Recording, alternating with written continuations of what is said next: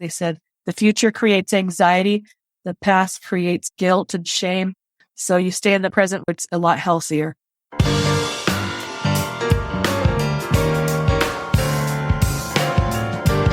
Welcome to Heart to Heart with Anna. I am Anna Jaworski and the host of your program. I am also the mother of an adult with a Fontian heart. Today's episode is called Heart Moms on PTSD and CTSD. Djinni Yancey is the mother of 3 adult children. Lauren is 23, Brianna is 21, and Isaac is 19. Isaac is a heart warrior who was born with a single ventricle heart.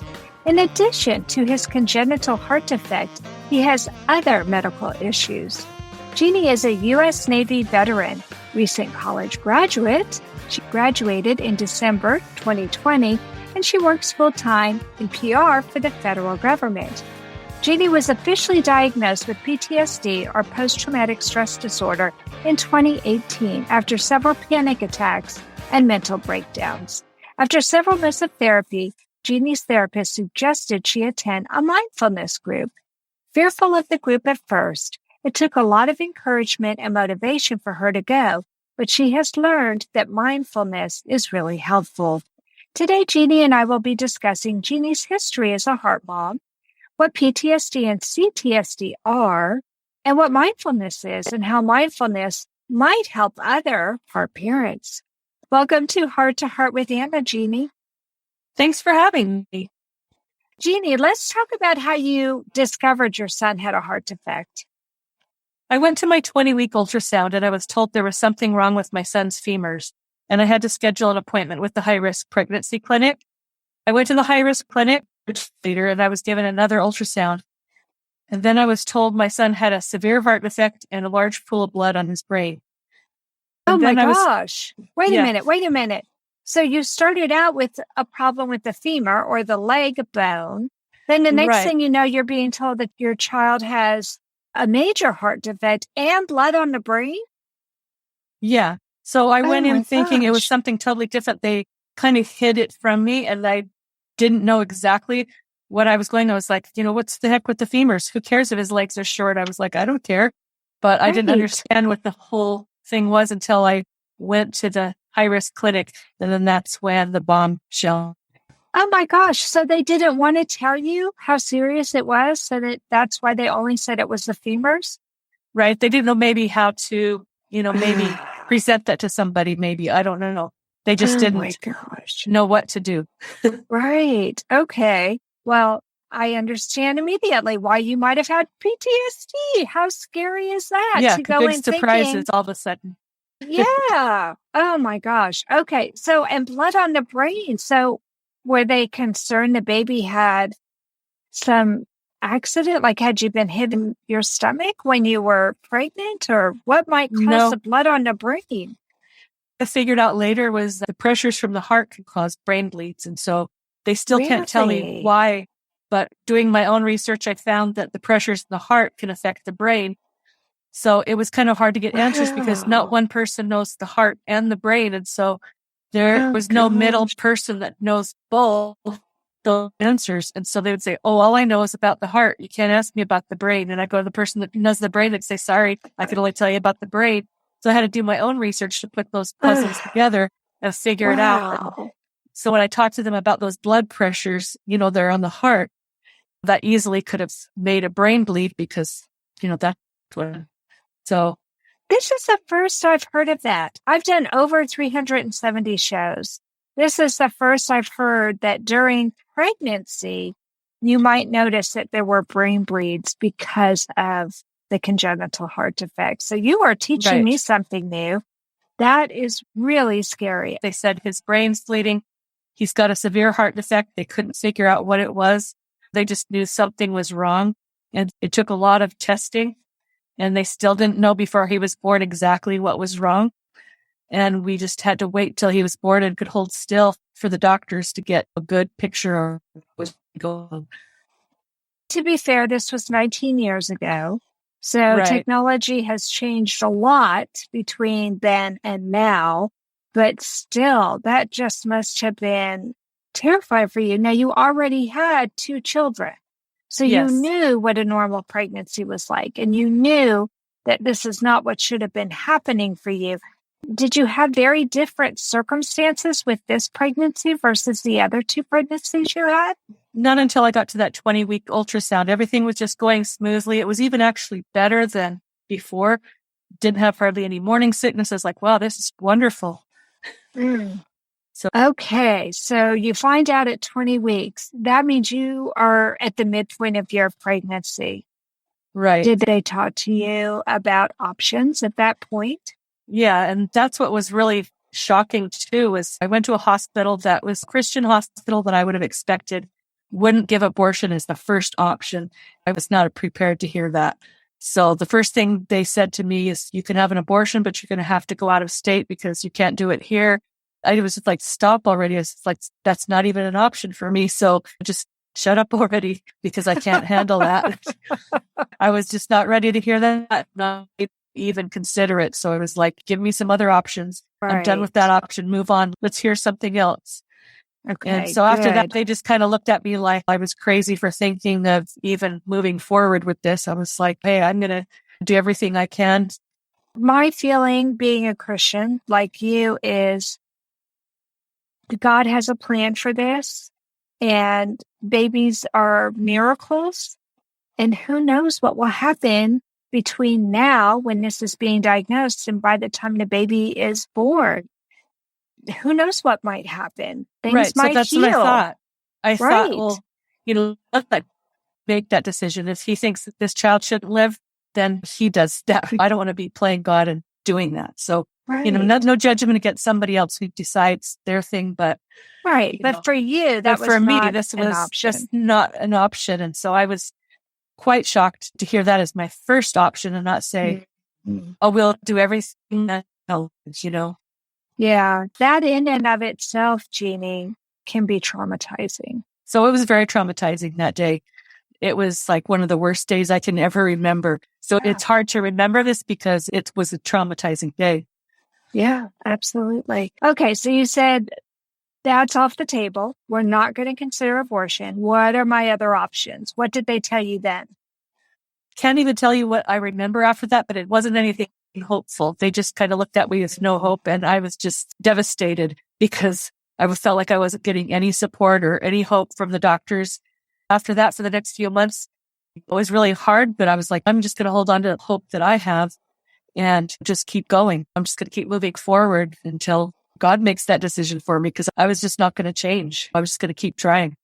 So did you switch doctors? I did. They wanted me to go to another doctor anyway, and I was thankful. Yeah, I think at this point I would be too.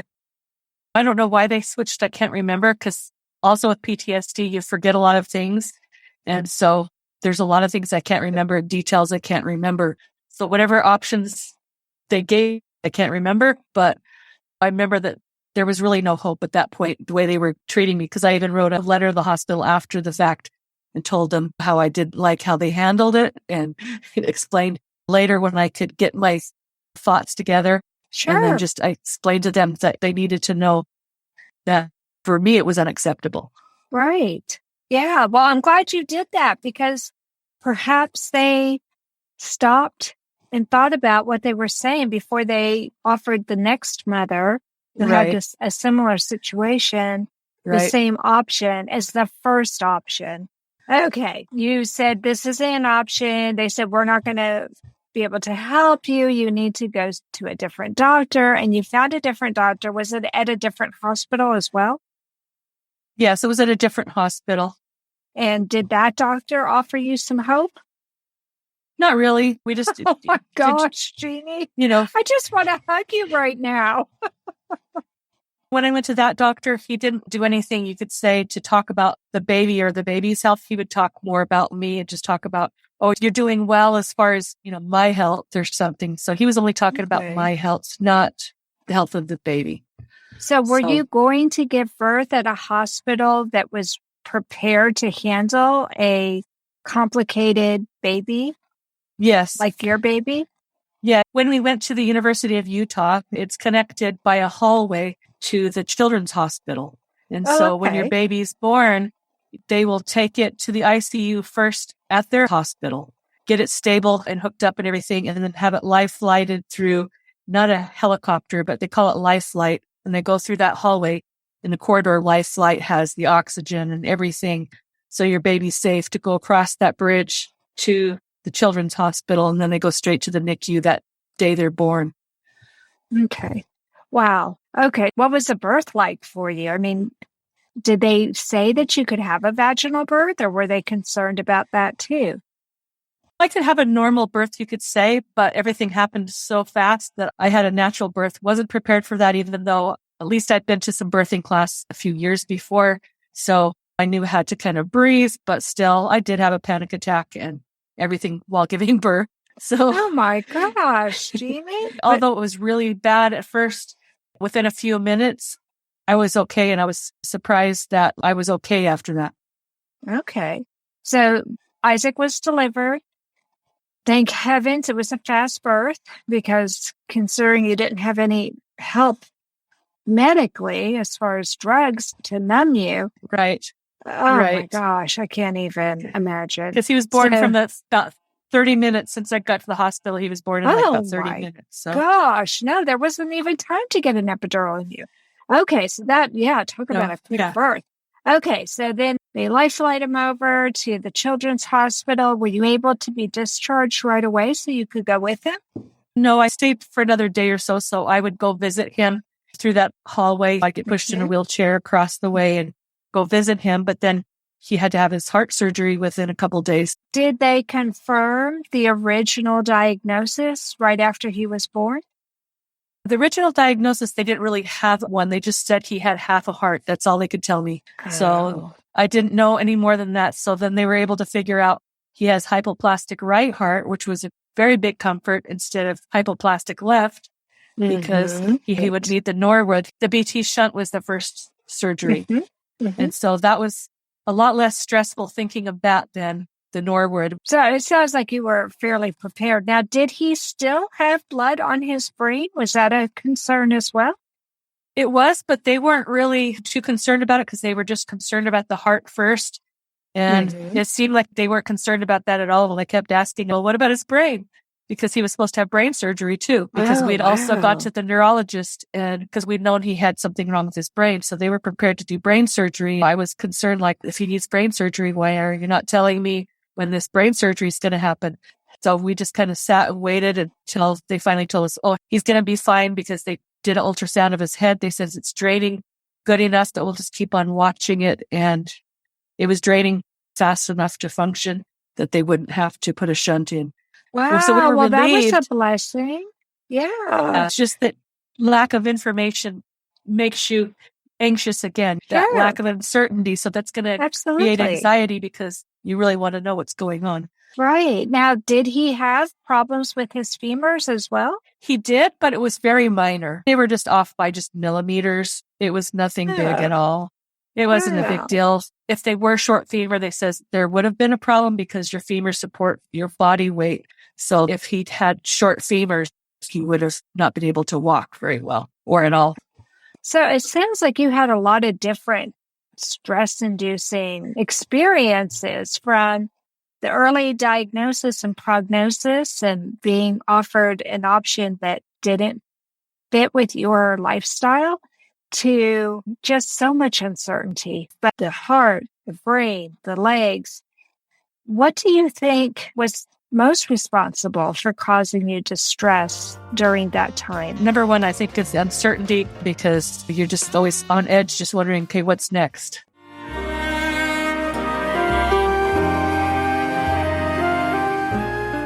Home Tonight Forever by the Baby Blue Sound Collective.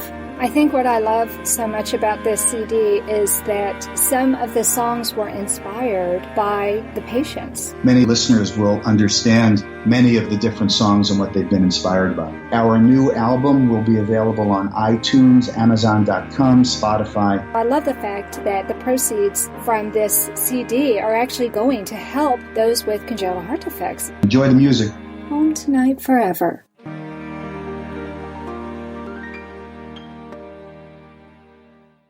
This content is not intended to be a substitute for professional medical advice, diagnosis, or treatment. The opinions expressed in the podcast are not those of Hearts Unite the Globe, but of the hosts and guests, and are intended to spark discussion about issues pertaining to congenital heart disease or bereavement. You are listening to Heart with Anna. If you have a question or comment that you would like addressed on our show, please send an email to Anna Jaworski at anna@hearttoheartwithanna.com. That's anna@hearttoheartwithanna.com. Now, back to Heart with Anna. Djinni, you mentioned that you were officially diagnosed with PTSD in 2018 after having several panic attacks and breakdowns. So what were some signs and symptoms prior to your diagnosis? I was very alarmed with new information, or I was just very sensitive. I guess you could say just on edge all the time. Always on guard, kind of just ready for the worst to happen at any time. Nightmares, insomnia. I couldn't concentrate very well. And often I was ruminating. If you know what that means, it's just constantly you think about something and you just dwell on it for a really long time, thinking about all the possibilities and kind of catastrophic things, Yeah, I do know. I think most of us mothers of children with complex congenital heart defects do that. I mean, I don't know if I've ever talked about this on my program before, but on more than one occasion when I was ruminating, I wondered what I would do if my son passed away and how I would eulogize him. And I never did that with my heart-healthy son. Yeah, you couldn't get to that step. Yeah. And I wonder if you did this too with Isaac. There were times that Alexander wanted to do things that scared me.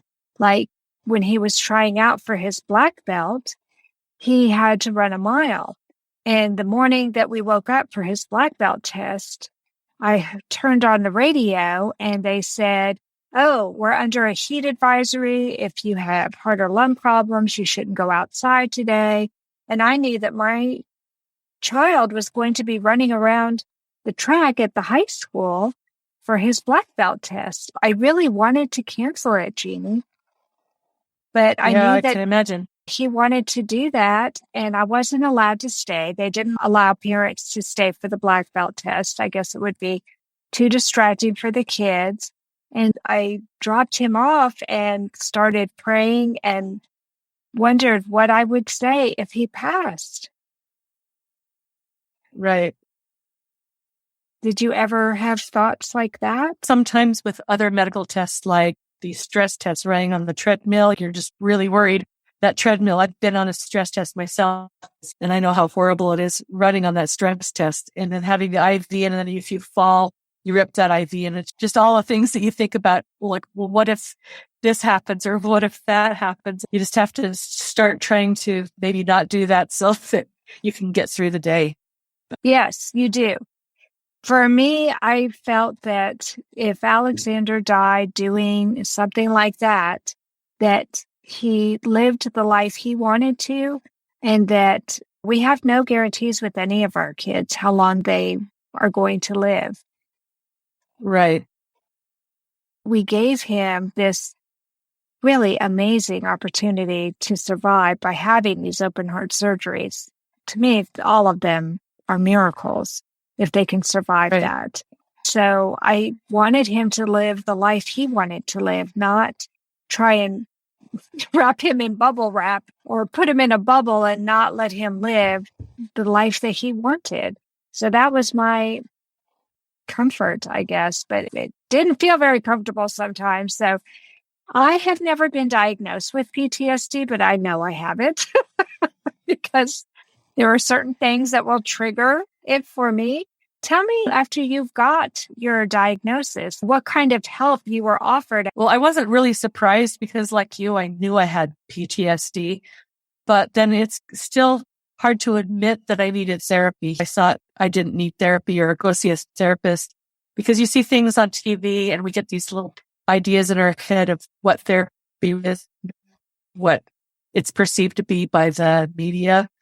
So knowing that you needed therapy just didn't sound right, but I gave it a try.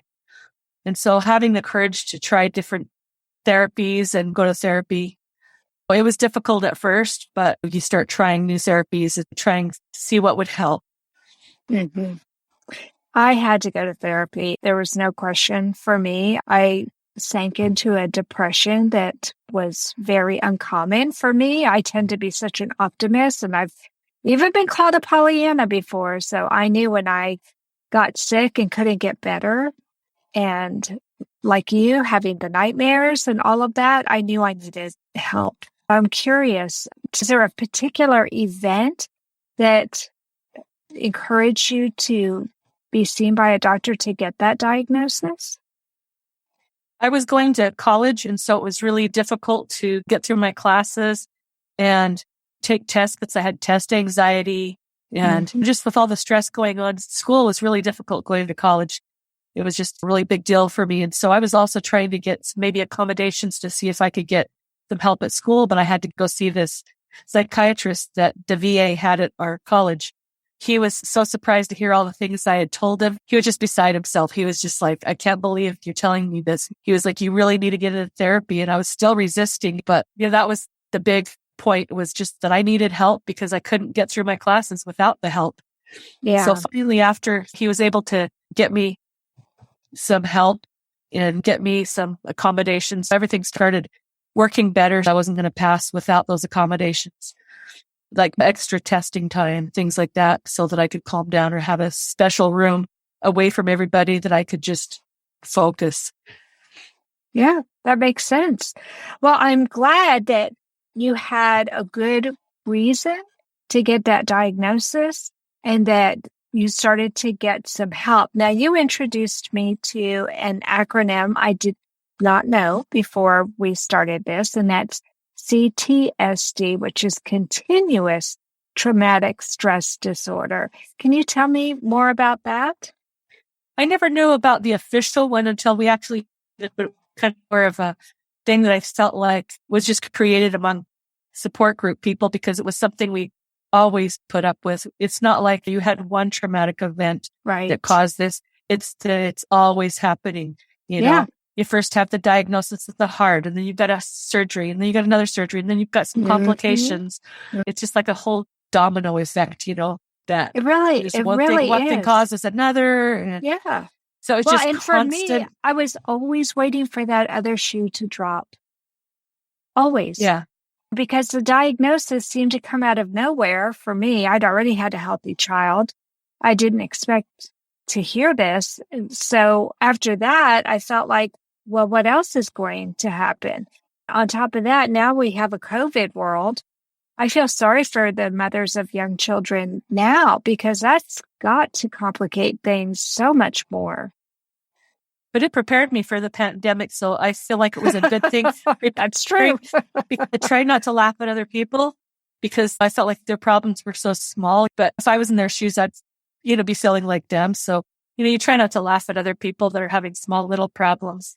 But COVID seemed like it was something that I knew I already had to handle. You already know about washing your hands, and you're saying everyone's going to finally start washing their hands. You're like, yay. I know, right? I started to feel like, okay, now everybody else gets it. Now they don't look at me like I'm so crazy. Of course, now my kids all grown up, so it's not such a big deal. But my family and even some friends, they felt that I was being anal because I wouldn't let them touch the baby without washing their hands first. And I wouldn't let them come in the house if they were sick. And now the world gets it, why we had to behave the way that we did. But so it felt like I could be validated or something. Yes.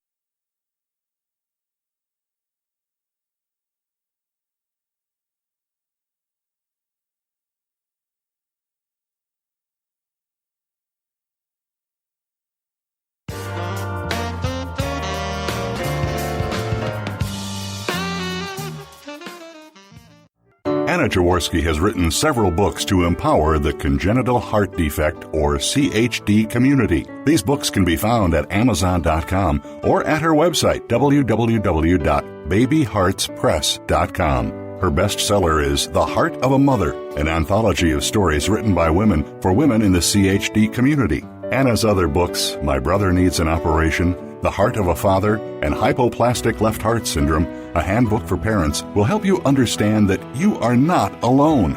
Visit babyheartspress.com to find out more.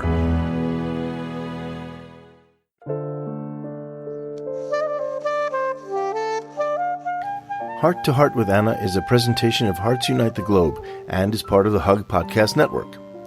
Hearts Unite the Globe is a non-profit organization devoted to providing resources to the congenital heart defect community to uplift, empower, and enrich the lives of our community members. If you would like access to free resources pertaining to the CHD community, please visit our website at www.congenitalheartdefects.com for information about CHD, the hospitals that treat children with CHD, summer camps for CHD survivors, and much, much more. Djinni, you mentioned that you had a therapist, but you haven't really told us about the kinds of therapy you did. Now, in the bio, I know that you did some mindfulness work. So first of all, can you tell my listeners what mindfulness is and some of the therapies that you did? Yes, it's focusing my awareness on the present moment while you're calmly acknowledging my feelings, thoughts, bodily sensations. It's non-judgmental, so you don't label those sensations as something negative. Even if you're feeling pain, you just say, there's pain there. You don't try to say, oh, this is horrible or anything like that. You don't give it a label. You just non-judgmentally say, okay, I can feel there's a sensation there. I'm feeling happy. We're just going to just see things how they are. You can just kind of be more focused, just aware of what you're feeling. So it's a way of acknowledging my stomach is in knots right now, but you're not going to say that's bad. You're just acknowledging my stomach is in knots. Maybe I need to take some deep breaths. So my stomach's not in knots anymore. And it takes practice. It takes practice because at first you want to judge it and you keep wanting to say, oh, but I hate this. I don't like the pain that I'm feeling, or I don't like this thing. You just have to let it go. By letting it go, it takes some of that pain away. After you can get through it, you can actually get rid of pain, because we found out that most of the pain we are suffering is secondary pain. It's not real pain. It's kind of hard to accept that sometimes. You're like, oh, but I had this injury. And you're like, no, it's how your brain just works with your body. So we found out about secondary pain in these sessions, that we could get rid of a lot of that pain. And so that was wonderful once you could get past that, and you can say, okay, you just explore it. You say, okay, it's tingly or something, and try to explore it a little bit more. Is it a burning? Try to evaluate it and try to understand it. By doing that, it helps your brain make those connections. So it was just really interesting how scientifically that would work, and just kind of reframe everything. Yeah. It's almost like you're being taught how to be more objective about your body instead of subjective about your body. Yeah, it helps you get to know your body better than you ever knew it before. So we had all kinds of different types of therapy that could let you explore, for instance, eating. You'd have your eyes open, eating a raisin, and you would explore it. You think of all the sensations that you feel as you're letting it roll across your tongue and exploring it, and realizing that there's not even any taste until you bite down into that raisin. You don't really taste hardly anything. So it's just interesting. Once you start exploring, it just rewires your brain. You can just be more aware of what's going on. Now, did you do this individually, or did you do this in a group? We did it as a group. And so the whole group would get past, say, the raisin. The raisin's the most common one that people do for eating. And you try the raisin because it's just really interesting. Take that raisin and you just explore it, and you have to go really slowly. You're not allowed to bite on it until they tell you could bite on it. And it just teaches you a lot. It's just a good exercise to try to just get to know. Okay, so you're all sitting in this group. All of you have suffered some kind of trauma. Do you all talk about your trauma, or is it only that you're focused on your body here and now? The only thing we ever talk about is how we're focusing after. We'll say like, oh no, that felt good or whatever. We never ever talk about things about our traumas or what brought us there. It's actually against HIPAA. It's against just the rules because everybody's gone through different things. But if some people hear your story, that could trigger them and cause problems for them that could set them back. So you cannot ever talk about anything that brought you there at all. You can make friends, but you shouldn't talk about what brought you there to those people, you know? Wow. No, I didn't know, because when I went to therapy, I sat in a group, and that was the first thing we did was we all went around a room and talked about what brought us there. And I never really thought about, that might have triggered people, because we were all crying. They passed out tissues too. They knew that it was going to be hard for everybody. So yeah, that's a totally different type of therapy. That it actually makes a lot of sense that you wouldn't. We talk still about cried that. for each other sometimes. Sure. Because like sometimes there was a guy, he would say, I'm an ex-cop, and he had all this guilt that he's carrying. He doesn't say what this guilt was for, but he's carrying all this guilt for different things that he did. And he's over there crying and talking about how he cannot forgive himself. And you're just like, oh my gosh, this just is breaking my heart, you know? Yeah, So that is right. That, or a soldier that was in Vietnam just saying, I cannot forgive myself for what I did in Vietnam. But he doesn't say what he did in Vietnam. He'll just say, I cannot forgive myself. So people would tell that much sometimes, but they would never go into detail, and you could still feel that empathy for those other people. Right. So through the process of mindfulness, did you feel that you were able to start to let go of the past and focus on your present? Yes, because they would start before the session and explain, if you focus on your past, there's nothing you can do about your past. Focus on the past, you're only going to judge and have guilt feelings for things that you did do or things you did do. And so they says, focusing on the past, it's not healthy. So they says, you can't even focus on the future, because you just need to focus on the moment that you're in right now. When you're in therapy, you just think of the present moment so that you can clear your mind and just think of what's going on in your body right now. And it's a lot easier to cope if you just think of what's happening now and not have anxiety about the future, because they said the future creates anxiety. The past creates guilt and shame. So you stay in the present, it's a lot healthier. Right. So what advice would you give to parents or family members about their own everyday life and how they can practice mindfulness in their everyday life to help them avoid those feelings of shame or guilt or distress or anxiety? I usually tell people, it may sound strange at first, but it's not strange at all, because once you start doing it, it feels very therapeutic, kind of like taking a bubble bath or relaxing somewhere like a beach or a stream. It just feels very good and therapeutic, and it calms my anxiety down, helps me focus on the voice, and you're just focusing on that voice guiding you through the different steps of focusing on your body or focusing on maybe some sounds or whatever they guide you through. And so anyway, the more I practice, the better I can handle the stress when it finally comes.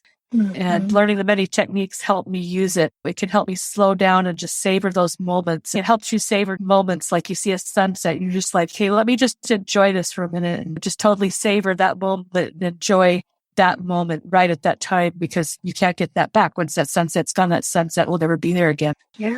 Focus on each moment. And so it helps me enjoy life more and not have regrets, because you're savoring those moments with your family, so that if something does happen, you don't have regrets, because you did savor those moments of when you had a good time together. Yeah. Because none of us are guaranteed any amount of time. So every time we get together, we should savor those moments and know that it's important to always say, I love you. It's important to let people know you're thinking about them. There will always be dust and work that has to be done, certain chores. But if somebody really needs you, dropping everything and going to be there for them, that's what's really important. I think that's part of the mindfulness, being aware of where you are in time and space right now, right this minute, and thinking about your priorities. What really is most important right now? I'm so glad we had this talk today, Djinni. I think this is something that so many people don't know even exists. And I know that there are some mindfulness podcasts, and you said you did a mindfulness podcast. Is that something that would be available for people to listen to? Yes, I can put that link on your site. Yeah, we'll put the link in the show notes. So anybody who would like to listen to Djinni with her podcast talking about mindfulness, there are other mindfulness podcasts out there as well. And I've seen a number of books on mindfulness. I've actually even been to a couple of conferences that have talked about that. And there have been sessions on mindfulness. I think it's a very popular concept right now, and for good reason. I think that this is a coping skill that really probably everybody needs to have. Don't you think, Djinni? Yes, it is. Thanks. Yeah. Well, thank you so much for coming on the program today and talking to us about your experiences with PTSD. Like I said, I think probably every parent who has had a child who has had multiple open heart surgeries and catheterizations and complications, I think all of us have a level of PTSD and CTSD, even though I didn't even know what CTSD was before I talked to you. I think we do have that continuous traumatic stress disorder. And it's nice to know that something as simple as mindfulness can help us to cope with life and to enjoy each and every day. And I so enjoyed the fact that I had a chance to meet and talk to you today, Djinni. So thank you so much for coming on the program. Thank you, Anna. It was fun talking to you, and thank you for inviting me on your show. I hope this helps at least one person who's listening. Me too. That's how I feel about every episode. If I help even just one person, it's worth all the effort that goes into making the program. So that does conclude this episode of Heart to Heart with Anna. Thanks for listening today. Please consider becoming a patron of our program by visiting www.patreon.com/heart to heart. And remember, my friends, you are not alone. Thank you again for joining us this week. We hope you have become inspired and empowered to become an advocate for the congenital heart community. Heart to Heart with Anna with your host, Anna Jaworski, can be heard at any time wherever you get your podcasts. A new episode is released every Tuesday from noon Eastern Time.